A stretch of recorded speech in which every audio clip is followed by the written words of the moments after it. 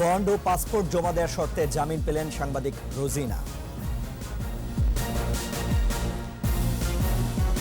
ঘূর্ণিঝড় ইয়াস মোকাবেলায় সরকার প্রস্তুত বললেন প্রধানমন্ত্রী। আশ্রয়কেন্দ্র মুজিব কিল্লার উদ্বোধন। লকডাউনের মেয়াদ বাড়ল ৩০ মে পর্যন্ত। অর্ধেক যাত্রী নিয়ে চলবে লঞ্চ, ট্রেন ও দূরপাল্লার বাস। প্রথম ওয়ানডে ম্যাচে টস জিতে শ্রীলঙ্কার বিপক্ষে ব্যাট করছে বাংলাদেশ।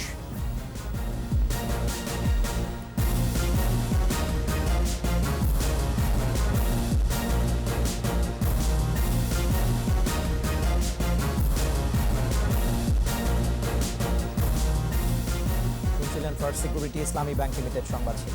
আমন্ত্রণ জানাচ্ছি দুপুর ২টার ২১ সংবাদে। আপনাদের সাথে আছি রিশান মাহমুদ। দর্শক, ২১ টেলিভিশনের সংবাদ একই সাথে সরাসরি দেখতে পাবেন আমাদের ফেসবুক পেজ www.facebook.com/2124 অনলাইনে। এছাড়াও সংবাদে আরও থাকছে: শোষিত মানুষের অধিকার আদায়ের সংগ্রামের স্বীকৃতি হিসেবে জুলিও কুরি শান্তি পুরস্কার পান বঙ্গবন্ধু।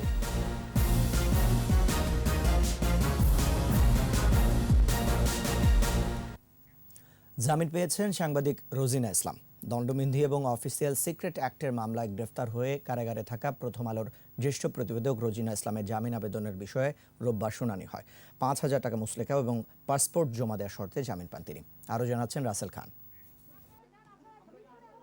পেশাগত দায়িত্ব পালনকালে সাংবাদিক রোজিনা ইসলাম গত সোমবার স্বাস্থ্য মন্ত্রণালয়ে অনাকাঙ্ক্ষিত ঘটনার শিকার হন। রাত 8:30টার দিকে তাকে শাহবাগ থানা পুলিশের কাছে হস্তান্তর করা হয়। রাত 11:15টার দিকে তার বিরুদ্ধে শাহবাগ থানায় মামলা করা হয়।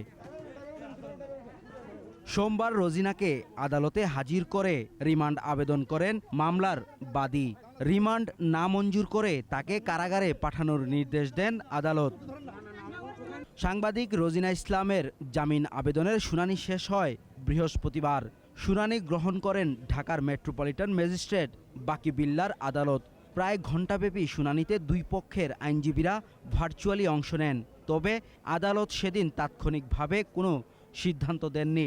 রাষ্ট্রপক্ষের তথ্য উপস্থাপন ও জামিন বিষয়ে রোববার আদেশের দিন ধার্য করে আদালত। সকালে ভার্চুয়ালি শুনানিতে রাষ্ট্রপক্ষে অংশ নেন প্রধান পাবলিক প্রসিকিউটর আব্দুল্লাহ আবু, আর আসামি পক্ষে ছিলেন অ্যাডভোকেট এহসানুল হক সমাজি। এই আসামি তার পাসপোর্ট যদি আদালতে সাবমিট করে বিদেশে যদি না যায়, তাহলে তাকে অন্তর্বর্তীকালীন জামিন যেতে পারে। সেক্ষেত্রে রাষ্ট্রপক্ষের কোনো আপত্তি নাই। এই জামিন প্রদানের ক্ষেত্রে প্রসিকিউশন পক্ষ থেকে যে প্রপোজাল দেয়া হয়েছে, যে কন্ডিশন আরোপ করার কথা বলা হয়েছে, আমরা তাতে দ্বিমত পোষণ করি না। বিজ্ঞ আদালত উভয় পক্ষের বক্তব্য শুনে সন্তুষ্ট হয়ে ৫,০০০ টাকার মুচলেকায় আসামি রোজিনা ইসলামের জামিন মঞ্জুর করেছেন। আদালতের পর্যবেক্ষণ নিয়ে কথা বলেন আসামি পক্ষের আইনজীবী। আইন এবং আদালতের ভাবমূর্তি যাতে ক্ষুণ্ণ না হয়, সেটাকে প্রাধান্য দিয়ে দায়িত্বশীল আচরণ আমরা সবাই যে যার অবস্থান থেকে আছি সেটাই আমরা করব। এদিকে রোজিনা ইসলামের জামিন শুনানি উপলক্ষে আদালতে উপস্থিত ছিলেন দৈনিক প্রথম আলোর কর্মীরা। গণমাধ্যম, টেলিভিশনে, অনলাইনে, প্রিন্টে আমরা যারা আছি, আমরা সবাই মিলে আমি মনে করি আমাদের যে সংহতি দেখিয়েছি, এটা একটা অভূতপূর্ব। এছাড়া রোজিনার জামিন হওয়ায় সাংবাদিক সংগঠনগুলোর প্রতি কৃতজ্ঞতা জানিয়েছে তার পরিবার। রাসেল খান, ২১ টেলিভিশন, ঢাকা। যে কোনো দুর্যোগে সবসময় মানুষের পাশে দাঁড়িয়েছে বাংলাদেশ আওয়ামী লীগ। দুর্যোগ ব্যবস্থাপনা ও ত্রাণ মন্ত্রণালয়ের ঘূর্ণিঝড় আশ্রয় কেন্দ্র এবং মুজিব কিল্লার উদ্বোধন করে একথা বলেন প্রধানমন্ত্রী শেখ হাসিনা। বিশাল সমুদ্র সীমায় যে কোনো দুর্যোগে মানুষের জানমাল রক্ষায় স্যাটেলাইটের কার্যক্রম বাড়ানোর নির্দেশ দিয়েছেন তিনি। আসছে ঘূর্ণিঝড় ইয়াস মোকাবেলায় সরকার প্রস্তুত বলেও জানিয়েছেন প্রধানমন্ত্রী শেখ হাসিনা। আরও জানাচ্ছেন আকবর হোসেন সুমন। মুজিব বর্ষ উপলক্ষে ১১০টি বহুমুখী ঘূর্ণিঝড় আশ্রয়কেন্দ্র, ৩০টি বন্যা আশ্রয়কেন্দ্র, ৩০টি জেলা ত্রাণ গুদাম, দুর্যোগ ব্যবস্থাপনা কেন্দ্র, ৫টি মুজিব কেল্লার উদ্বোধন এবং ৫০টি মুজিব কেল্লার ভিত্তিপ্রস্তর স্থাপন করা হয়েছে।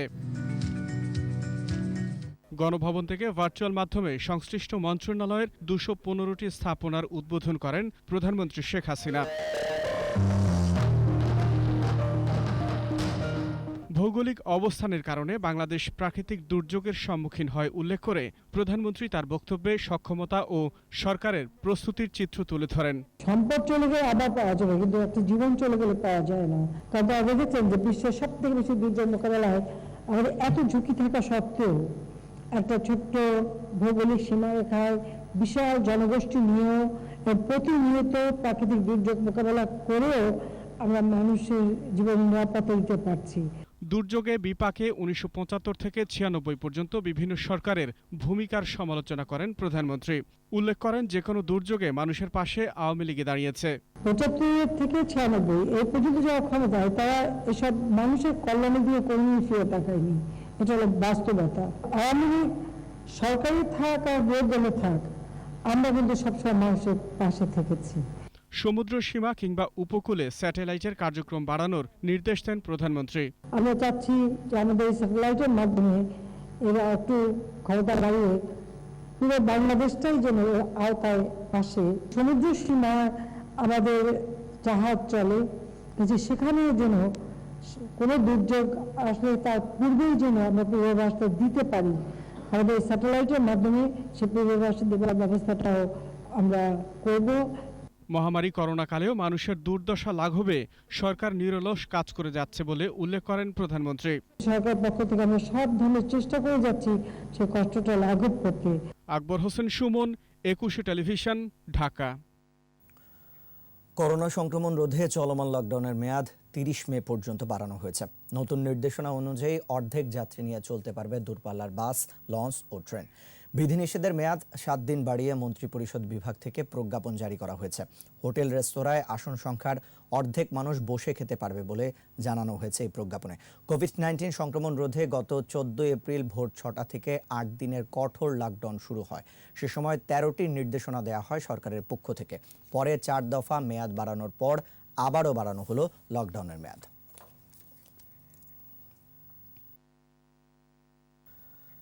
জাতির পিতা বঙ্গবন্ধু শেখ মুজিবুর রহমান বিশ্বজুড়ে শান্তির বার্তা ছড়িয়ে দিয়েছিলেন।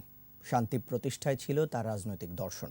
1973 সালের এই দিনে শোষিত নিপীড়িত জনগণের অধিকার আদায়ের সংগ্রাম আর বিশ্ব শান্তি প্রতিষ্ঠায় অবদানের স্বীকৃতি হিসেবে জুলিও কুরি শান্তি পুরস্কারে ভূষিত হন বঙ্গবন্ধু। বাঙালির অবিসংবাদিত নেতা পরিণত হন বিশ্ববন্ধুতে। আরও জানাচ্ছেন আকবর হোসেন সুমন। ব্রিটিশ শাসনের অবসানের পর পাকিস্তানি শোষণের বিরুদ্ধে রুখে দাঁড়ান বঙ্গবন্ধু শেখ মুজিবুর রহমান। দীর্ঘ সংগ্রামের পর পরাজিত বাঙালিকে এনে দেন স্বাধীনতার স্বাদ। 1971 সালে ফ্যাসিবাদ ও সাম্রাজ্যবাদ বিরোধী সংগ্রামে নেতৃত্ব দিয়ে স্বাধীন বাংলাদেশ প্রতিষ্ঠা করেন বঙ্গবন্ধু। বিশ্বকে দেন শান্তির বার্তা। কারো সাথে শত্রুতা নয়, সবার সাথে বন্ধুত্ব। এই ছিল জাতির পিতার পররাষ্ট্রনীতি। শোষিত ও নিপীড়িত মানুষের অধিকার আদায়ের স্বীকৃতি দিয়েছিল বিশ্ব শান্তি পরিষদ।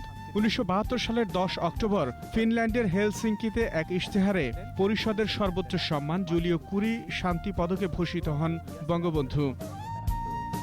বিশ্বসভায় বঙ্গবন্ধুর নামে স্পষ্ট করে বাংলাদেশের অবস্থান। রাষ্ট্রনায়কদের কাতারে জুলিও কুরি শান্তি পদকে ভূষিত বঙ্গবন্ধু প্রতিনিধিত্ব করেন শত সংগ্রামে অর্জিত স্বাধীন বাংলাদেশের। বঙ্গবন্ধুকে এই বিশ্ব বিশ্রুত মানুষগুলোর কাতারে অন্তর্ভুক্ত করা হলো এই পদকের মাধ্যমে। এটি বঙ্গবন্ধুর অর্জন, আমাদের অর্জন। আমি মনে করি যে বাংলাদেশ বঙ্গবন্ধুর দিক নির্দেশনার বাইরে এখনো যেতে পারেনি। ঢাকায় অনুষ্ঠিত এশীয় শান্তি সম্মেলনে জাতির পিতাকে পদক তুলে দেন বিশ্ব শান্তি পরিষদের সেক্রেটারি জেনারেল। বিশ্ববন্ধু উপাধিতে ভূষিত করা হয় বঙ্গবন্ধুকে। আন্তর্জাতিক কূটনীতিকদের এই সমাবেশে বঙ্গবন্ধু দৃঢ় উচ্চারণ, বিশ্ব শান্তি তাঁর জীবন দর্শনের মূলনীতি। এই সম্মান কোনো ব্যক্তি বিশেষের জন্য নয়, এই সম্মান বাংলাদেশের স্বাধীনতা সংগ্রামে আত্মদানকারী শহীদদের। শাসক এবং শোষিতের দুনিয়ায় বঙ্গবন্ধু অবস্থান নেন শোষিতের পক্ষে। বঙ্গবন্ধু স্বাধীনতা, শোষণ মুক্তির মধ্যে শান্তি সন্ধান করেছিলেন এবং সেটা যে করেছিলেন তার প্রমাণটা হচ্ছে এই যে 1973-এর 5 থেকে 9 সেপ্টেম্বর আলজিয়ার্স জোট নিরপেক্ষ সম্মেলনে তিনি বলেছিলেন বিশ্ব আজ দুভাগে বিভক্ত, শোষক আর শোষিত। আমি শোষিতের পক্ষে। বঙ্গবন্ধুর জুলিও কুরি শান্তি পদক বাংলাদেশকেই মহিমান্বিত করে বিশ্বসভায়। আকবর হোসেন সুমন, 21 টেলিভিশন, ঢাকা। নিচ্ছি প্রিমিয়ার ব্যাংক লিমিটেড সংবাদ বিরতি। নো মাস্ক নো সার্ভিস বিধি মেনে চলুন, সুস্থ থাকুন। যখন ফিরছি তখন অন্যান্য খবরের সঙ্গে আরও থাকবে। বাজেটে শিল্প সুরক্ষায় থাকছে বাড়তি নজর, কর্মসংস্থান সৃষ্টিতে বরাদ্দ বাড়ানোর তাগিদ বিশেষজ্ঞদের। আবারও আমন্ত্রণ দুপুর 2:21 সংবাদে। শুধু স্থানীয় বাসিন্দাদের নয়, জাতীয় গৃহায়ণ কর্তৃপক্ষের জমিও দখল করেছেন লক্ষ্মীপুরের সাবেক এমপি এম এ আওয়াল। হত্যা, নির্যাতন আর ভয়ভীতি দেখিয়ে রাজধানী মিরপুরের আলীনগরে অন্তত 30 বিঘা জমি এখন তার দখলে। রাতের আঁধারে সন্ত্রাসী বাহিনী দিয়ে এসব জমিতে হেভিলি প্রপার্টির সাইনবোর্ড ঝুলিয়ে দেন তিনি। লক্ষ্মীপুর প্রতিনিধি জান্নাতুল ফেরদৌস নয়নকে সঙ্গে নিয়ে সাবেক সাংসদ আওয়ালের দখল সাম্রাজ্য নিয়ে সাইদুল ইসলামের 2 পর্বের ধারাবাহিক রিপোর্টের শেষ পর্ব। এম এ আওয়াল জন্ম লক্ষ্মীপুর জেলার রামগঞ্জের এক গ্রামে। নিম্ন মধ্যবিত্ত পরিবারের সন্তান আওয়াল এখন কোটি কোটি টাকার মালিক। আমি এম এ আওয়াল, লক্ষ্মীপুর 1। তরিকত ফেডারেশনের হয়ে 2014 সালে সংসদ সদস্য নির্বাচিত হন। এরপর থেকে অনেকটা ত্রাসের রাজত্ব কায়েম করেন নিজ জেলা লক্ষ্মীপুরও। খুনের আসামি 1 নম্বর আসামি আমাদের সাবেক সংসদ সদস্য রামগঞ্জের এম আওয়াল। এক কথা বলবো, উনি একজন ভূমিদস্যু। উনি টিআর কাবিখা এগুলো মানুষ কোনো বন্টন করে নাই। সোলারের নামে রামগঞ্জ থেকে কোটি কোটি টাকা আত্মসাৎ করে নিয়েছে। এই রামগঞ্জের বিভিন্ন সরকারের উন্নয়নের বরাদ্দ থেকে উনি কমিশন বাণিজ্য করেছেন, লুটতরাজ করেছেন। সমান্তালে চলে মিরপুরের আলীনগরে আওয়ালের দখল রাজত্ব। এখানের এই জমির কাগজপত্রে মালিক আমানুল্লাহ ও তার পরিবার। রয়েছে তাদের পৈতৃক কয়েক বিঘা সম্পত্তি, কিন্তু দখল করে সাইনবোর্ড ঝুলিয়েছে আওয়াল বাহিনী। এই 3টা ফ্যামিলির জায়গায় এই জায়গা সবার চেয়ে বেশি। ওই থেকে আলীনগরের আওয়াল সাহেব আসলো, আইসা মনে করেন ঠিক আছে একের পর এক জায়গা মনে করেন দখল করা আরম্ভ করলো। ওই জায়গায় একটা ঘর আছে দেখতে পারবেন, ওই ঘরটা তো তার টর্চার সেল। এই সেলের মধ্যে নিয়ে বিভিন্ন লোকের মনে করেন নির্যাতন করতো, মারতো, অনেক কিছু করতো। কিনে মতো বাচ্চা আছে, কোন দিন জানি মাজা হালাই তো কওয়া যায় না। এই একটা মাজা হালাইছি, তো আমিও জায়গার মালিক, আমারও মাজা হালাইতে পারে। আমার এক ভাই তো মারাই গেল মোমেন্ট বক্স এই জমি লিয়া। আমগো জায়গা বরট করছে, আমগো কোনো দখল জানা কোনো জায়গা সম্পত্তি তো নাই। থানায় অভিযোগ করেও কোনো ফলাফল মিলে না বলে জানান স্থানীয় বাসিন্দারা। ইয়াবা দিয়া, গাঞ্জা দিয়া, অস্ত্র মামলা দিয়া, চাঁদাবাজি দিয়া ধরে দেয়। আওয়ালের দখলে রয়েছে জাতীয় গৃহায়ণ কর্তৃপক্ষের কয়েক একর জায়গাও। সরকারি জায়গা দখল করে বিক্রিও করেছেন সাবেক এমপি আওয়াল। তবে সরকারি জমি উদ্ধারের প্রক্রিয়া চলমান আছে। আওয়াল সাহেব সহ অন্যান্য যারা ওখানে সংঘবদ্ধ আছে তাদের অধীনে যে আমাদের জমিটা আছে, সেই জমিটা আমরা খুব দ্রুততম সময়ে মহামান্য আদালতের নির্দেশক্রমে আমরা এটা উদ্ধারের ব্যবস্থা করব। সাবেক এই এমপি ও তার সহযোগীদের বিরুদ্ধে পল্লবী থানায় হত্যা, জমি দখল, চাঁদাবাজি সহ বেশ কয়েকটি মামলা রয়েছে। তবে এসব মামলায় আউয়াল জেলে না গেলেও তার বাহিনীর সদস্যদের গ্রেফতার করা হয়েছিল। মামলার আসামিরা সব অ্যারেস্ট হয়েছিল, অ্যারেস্টে জামিনে ছিল। আওয়ালের বিরুদ্ধেও আমরা মামলা নিয়েছি। আওয়ালের এই যে বাহিনীর সুমনের বিরুদ্ধে মামলা নিয়েছি, অ্যারেস্ট হয়েছে। আউয়াল ও তার সন্ত্রাসী বাহিনীর নির্যাতনের হাত থেকে মুক্তি চান শাহিনুদ্দিনের পরিবার সহ স্থানীয়রা। সাইদুল ইসলাম, 21 টেলিভিশন, ঢাকা। এবার বাজেট প্রসঙ্গ।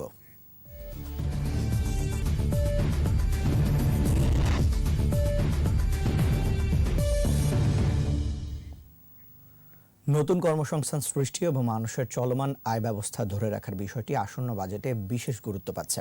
এক্ষেত্রে ব্যক্তি উদ্যোগকে উৎসাহিত করার পাশাপাশি স্থানীয় শিল্পের সুরক্ষায় থাকছে বাড়তি নজর। আর অপ্রাতিষ্ঠানিক খাতের কাজ হারানো মানুষদের জন্য নগদ ও খাদ্য সহায়তা অব্যাহত রাখার কথাও ভাবছে সরকার। অর্থনীতিবিদ ও ব্যবসায়ী নেতারা বলছেন, দক্ষ জনবল তৈরি এবং কর্মসংস্থান সৃষ্টিতে নতুন বাজেটে গবেষণা ও প্রশিক্ষণ খাতেও বরাদ্দ বাড়ানোর দরকার। তহিদুর রহমানের রিপোর্ট। করোনার প্রভাবে কাজ হারিয়েছেন বহু মানুষ, ব্যবসা হারিয়ে বেকার অসংখ্য ক্ষুদ্র উদ্যোক্তা ও তাদের কর্মচারী। বিশেষ করে অপ্রাতিষ্ঠানিক খাতে কর্মহীনতার আঘাত বেশ জোরালো। ক্ষতিগ্রস্ত এই বিপুল সংখ্যক মানুষের সহায়তায় খাদ্য বান্ধব নানা কর্মসূচি ও নগদ সহায়তা নিয়ে পাশে আছে সরকার। গভর্নমেন্ট ডিসিশন নিল, তো 10 টাকা দিয়ে অ্যাকাউন্ট খোলা যায়। এমন পরিস্থিতির মধ্যে করা নাড়ছে 2021-22 অর্থ বছরের জাতীয় বাজেট। অর্থনীতি পুনরুদ্ধারের পাশাপাশি মানুষের কর্মচাঞ্চলতা ফিরিয়ে আনতে একটি কর্মসংস্থানমুখী বাজেট প্রত্যাশা করছেন অর্থনীতিবিদরা।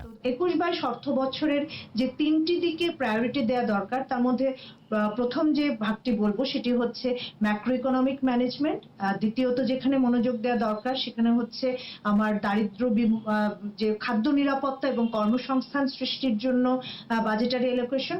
এদিকে করোনাকালীন বাজেটে বৃহৎ শিল্প ও সেবা খাতের সঙ্গে কৃষি, ক্ষুদ্র ব্যবসা সহ সব ধরনের ব্যক্তি উদ্যোগকেও অগ্রাধিকারে রাখার পক্ষে উদ্যোক্তা ও গবেষকরা। এখন বাংলাদেশ এলডিসি উত্তরণের পথে যাচ্ছে এবং সেখানে আমাদেরকে বাজারে অনেক কম্পিটিটিভ হতে হবে। সেই কম্পিটিশন যদি আমরা এফডিআই কে অ্যাট্রাক্ট করতে চাই, এফডিআই এর জন্য আমাদের লোকাল ইনভেস্টমেন্টকে আরো স্ট্রং করতে হবে। ধারাবাহিক উন্নয়ন ও অগ্রগতির ইতিবাচক প্রভাবে দেশে দারিদ্র্যের হার 21% নেমে এসেছিল, আর হতদরিদ্রের হার কমে দাঁড়ায় 11%। কিন্তু বৈশ্বিক করোনা মহামারীর কারণে দারিদ্র্য বিমোচনের এই অগ্রগতি বাধাগ্রস্ত হচ্ছে, বরং নতুন করে কিছু মানুষ আবারও দারিদ্র্য সীমার নিচে নামছেন। এসব বাস্তবতা বিবেচনায় নিয়ে বাজেট সাজানো হচ্ছে বলে জানালেন পরিকল্পনা মন্ত্রী, যাতে থাকছে কর্মসংস্থান সৃষ্টি ও দারিদ্র্য বিমোচনের নানা উদ্যোগ। স্বাস্থ্য, শিক্ষা, কৃষি, বিদ্যুৎ এবং অবকাঠামো, এই কয়েকটি ক্ষেত্রে আপনাকে প্রতিনিয়ত কাজ করতে হবে, বিনিয়োগ করতে হবে, বাড়াতে হবে। অর্থনীতিকে আরও গতিশীল করতে প্রাতিষ্ঠানিক ও অপ্রাতিষ্ঠানিক খাতে টেকসই কর্মসংস্থানের বিকল্প নেই বলেও মত পরিকল্পনা মন্ত্রীর। সরকার চিন্তা ভাবনা আছে, দেখা যাক কি। তৌহিদুর রহমান, 21 টেলিভিশন, ঢাকা। এরই সাথে শেষ করছি দুপুর 2টার 21 সংবাদ। যাবার আগে ফার্স্ট সিকিউরিটি ইসলামী ব্যাংক লিমিটেড সংবাদ শিরোনামগুলো আরও একবার। বন্ড ও পাসপোর্ট জমা দেওয়ার শর্তে জামিন পেলেন সাংবাদিক রোজিনা।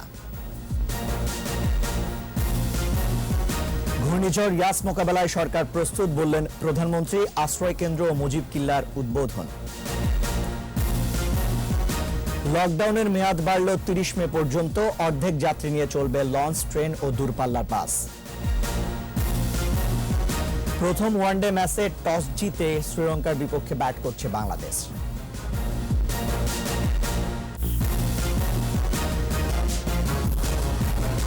সবশেষ খবর জানতে ডায়াল করুন 2021 নম্বরে, ভিজিট করুন 21.tv.com এই ওয়েবসাইটে। এছাড়া ফেসবুকে লগ ইন করতে পারেন facebook.com/2124 অনলাইনে।